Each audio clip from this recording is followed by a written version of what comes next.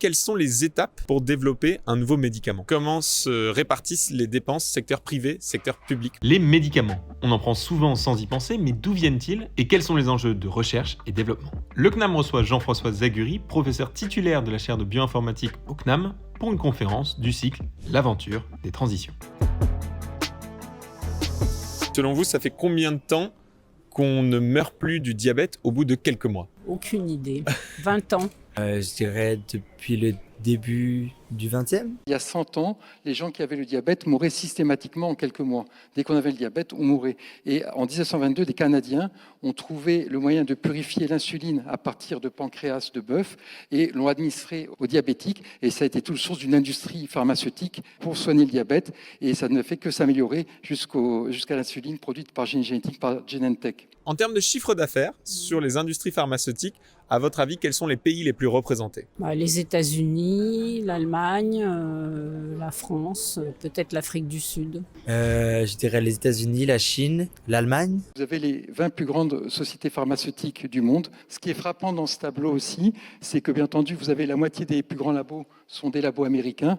Il y en a 9 dans la liste. Et vous avez un tout petit pays, la Suisse, qui a déjà 2 labos dans le top 10, avec Novartis en position 9 et Roche en position 3. Donc vous voyez, la dynamique économique pharmaceutique ne dépend pas seulement de la taille, ça dépend aussi, je pense, de culture et de tradition. Donc c'est bien. Et il y a quelque chose de tout à fait nouveau dans ce tableau par rapport au même tableau qui existait il y a 5 ans, c'est que la Chine apparaît avec un géant qui s'appelle Sinopharm en position 2 et un autre qui s'appelle Shanghai Pharmaceutical en position 7. Et le dernier petit point que je voudrais souligner avec fierté, c'est notre Sanofi qui est notre géant à nous, qui est un petit géant parmi les grands géants, mais qui est quand même en position 12. Quelles sont les étapes pour développer un nouveau médicament? Il doit y avoir la recherche, après il y a 2 phases cliniques, un truc comme ça. Après il doit y avoir une mise sur le marché, mais genre un peu plus réduite, et après la mise en marché finale. Alors les étapes, il y a des tests. Ils créent un nouveau médicament et puis il y a des tests sur des personnes saines, je pense, pendant un certain nombre de mois. Et puis après, il y a des protocoles pour les maladies graves, qui peuvent inclure plusieurs personnes. Et après, il y a le feu vert des différentes organisations en Europe qui ne sont pas forcément les mêmes. Le développement de médicaments suit des étapes très codifiées. Ça s'est fait au cours du temps depuis le XXe siècle, parce qu'avant, les gens faisaient des essais cliniques n'importe comment et trouvaient n'importe quel résultat. Ce n'était jamais reproductible. Le grand critère, c'est d'avoir de la reproductibilité. À gauche, vous avez les étapes, je vais dire, aval, où il n'y a pas d'étude chez l'homme. On identifie un produit qui va avoir une action sur une protéine. On va dire, tiens, c'est intéressant, cette protéine est impliquée dans le sida. On va essayer de faire un inhibiteur du sida avec cette molécule. Donc, ces molécules qui peuvent agir et qui sont des bons candidats pour des médicaments, on les appelle des leads. Ça vient de l'anglais, LEAD. Et ces leads, on va ensuite les tester, bien entendu, in vitro, sur des cellules. On va voir si ça marche. Et il y a un moment, on va être obligé d'aller chez l'animal. On ne va pas directement administrer un lead à l'homme. C'est interdit et ce n'est pas possible. En général, on teste chez des souris parce qu'on sait travailler avec les souris. Et ça donne beaucoup d'informations, aussi bien sur le plan pharmacologique que sur le plan sécurité. Et une fois que le produit est assez mûr à apporter assez d'informations pour aller chez l'homme, on va passer à la phase qu'on appelle de toxicologie réglementaire. Et ça, c'est régi par les agences de santé de tous les pays. Une fois que l'étape de toxicologie réglementaire est passée, on peut passer aux essais cliniques chez l'homme. Et là, à nouveau, il y a 3 phases. Toujours une phase de sécurité, parce que ce n'est pas parce qu'un produit a passé la phase de toxicologie qu'il sera safe. Donc on refait une étude de safety chez l'homme, en général sur un petit nombre d'individus. En général, c'est entre 10 et 20. Ensuite, il y a une phase 2 qui sert à ajuster le dosage, à valider certaines choses sur le plan du produit par rapport à certains paramètres biologiques, par exemple, sur une centaine de personnes. Et après, il y a la phase 3 qui cherche à comparer le produit que vous avez obtenu en phase 2 et qui est validé avec les produits de référence, s'il y en a, ou avec des contrôles. Donc, tous ces essais sont en général faits, ce qu'on appelle en double aveugle, c'est-à-dire que ni le médecin ni le patient savent ce qu'ils prennent, et avec placebo, le patient peut prendre un placebo ou le médicament. Tout ce développement, ça prend en moyenne entre 10 et 20 ans si on cumule le plus bas et le plus haut. Pour un médicament, combien ça coûte en moyenne de faire ces 5 étapes sur ces 20 ans? 4 millions de dollars, 400 millions ou 4 milliards? 400. Je dirais 400 millions de dollars. 4 milliards, ça me paraît un peu beaucoup. 4 millions, non, c'est pas possible. Je dirais 400 millions. Les coûts de développement de médicaments, ils sont repris ici. C'est des coûts qu'on trouve dans la littérature. Ça varie. Certains diront c'est plus, d'autres diront c'est moins. Mais en moyenne, c'est 4 milliards de dollars, avec 3 milliards avec tous les essais réussis ou pour aboutir à un médicament, et 800 millions pour développer un lead qui marche. Donc ça inclut bien entendu tous les essais et les erreurs qui sont faites avec les produits qui marchent ou qui ne marchent pas. Et ce qu'on peut dire, c'est que ça coûte très cher. Pourquoi ça coûte cher? Tout simplement parce qu'il faut une assurance de qualité, de reproductibilité, aussi bien sur le produit que sur les résultats cliniques.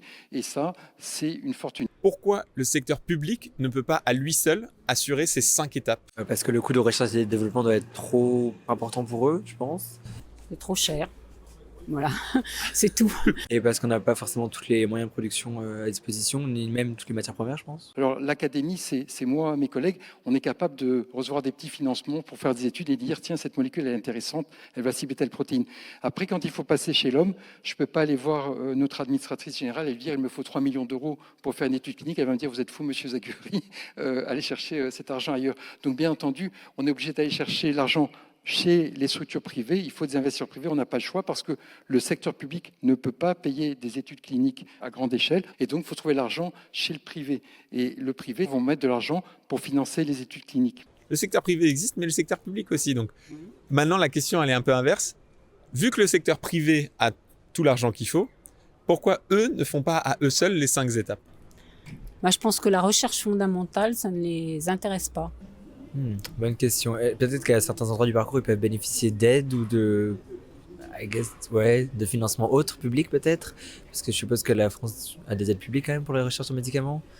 Et puis aussi, ils se concentrent sur ce qui est le plus rentable pour eux. Ce qui les intéresse, c'est un peu comme les cliniques qui font un certain nombre d'opérations parce qu'elles sont rentables. Et ils espèrent donc une rentabilité, soi-disant parce qu'ils ont des actionnaires.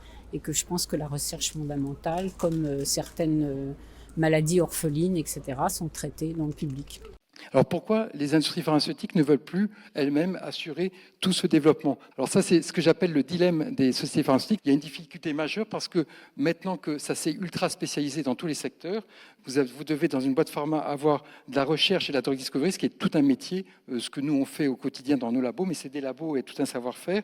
Ensuite, vous êtes spécialisé dans le développement clinique et préclinique, et ça c'est tout un métier de logistique qui est très différent. Il faut être spécialisé dans les obligations réglementaires parce qu'il faut répondre aux demandes des agences, la Federal Drug Administration, l'ANSM en France, et il faut aussi être spécialisé en stratégie. Il faut avoir dit est-ce que je veux aller dans le cancer, est-ce que je veux aller dans le cardiaque, est-ce que je veux aller ailleurs.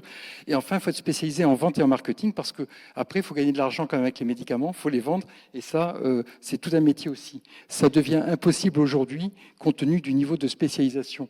Donc la seule solution, c'est de réduire le niveau d'action pour les boîtes pharma aux difficultés dans l'industrie pharmaceutique, et là c'est une difficulté réelle, c'est de faire de la création dans un contexte ultra compétitif. Pour créer, il faut du temps et de la liberté. Ce n'est absolument pas possible dans un contexte de pression, et quand vous êtes dans une boîte pharma, on va vous demander des comptes, on va vous dire quand est-ce que le produit va arriver, qu'est-ce que tu fais, où sont tes résultats.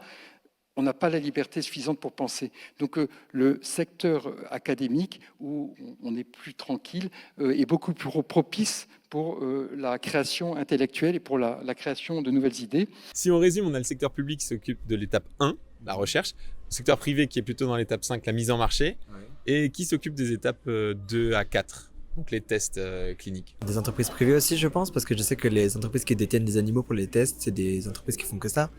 C'est pour ça qu'elles sont régulièrement épinglées aussi, pour pas mal de raisons éthiques. Les deux, je pense, parce que il doit y avoir des partenariats avec les hôpitaux, avec des profs dans certains hôpitaux. Alors pourquoi les startups de biotechnologie? Vous l'avez compris, la recherche publique est plus axée sur le fondamental. Elle ne finance quasiment pas les essais cliniques. La seule solution pour développer un produit en clinique, c'est de trouver des investisseurs privés. Les boîtes pharma ne font plus cet investissement parce qu'elles se désengagent, elles se concentrent sur les phases 3, elles vont faire leur marché après la phase 2. Du coup, il faut des sociétés qui sont intermédiaires et qui vont prendre en charge la valorisation du lead du produit jusqu'à la phase 2. Donc les startups, c'est des relais de valorisation entre le monde académique qui crée des innovations et les grandes boîtes pharma qui vont transformer ces produits de phase 2 en médicaments après une phase 3 très coûteuse. Alors, on a parlé public-privé. À votre avis, comment se répartissent les dépenses publiques-privées en France? Est-ce que c'est 90-10, 20-80? Moi, je dirais 40-60. Ouais. Donc, 60 pour le public et 40% pour le privé. Je dirais qu'on a quand même une part peut-être plus importante que certains pays, parce qu'à Paris, il y a pas mal d'instituts qui font des recherches et tout, sur l'Institut Pasteur, des trucs comme ça. Je dirais 35% pour le public et le reste en privé. Là, vous voyez en gros que les dépenses de R&D en France pour le secteur public et les associations, c'est 5 milliards d'euros à peu près. Hein. Encore une fois, c'est des chiffres approximatifs et environ 50 000 salariés. Ce qui ferait un salaire net, si on compte 80% de salaire, un salaire net de 3 700 euros par mois dans le public ou l'associatif.